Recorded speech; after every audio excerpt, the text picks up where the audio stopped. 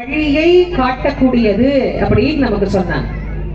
அதை சொல்ற போதே நமக்கு அதில் ஒரு விஷயத்தை அடக்கி சொன்னார்கள். என்ன அப்படின்னா, இன்றைக்கு இந்த உலகத்துல வாழக்கூடிய எல்லா ஜீவராசிகளுக்கும் பொதுவாக இருக்கக்கூடிய ஒரு ஆசை, பொதுவாக இருக்கக்கூடிய ஆசை. அது என்ன? பொதுவா ஆடா இருக்கட்டும், மாடா இருக்கட்டும், ஒரு கோழியா இருக்கட்டும், ஒரு குயிலா இருக்கட்டும், ஒரு மனுஷனா இருக்கட்டும், ஒரு நாயா இருக்கட்டும், ஒரு பன்னியா இருக்கட்டும், எந்த மிருகமா இருந்தாலும் எல்லாத்துக்கும் இருக்கக்கூடிய ஆசை.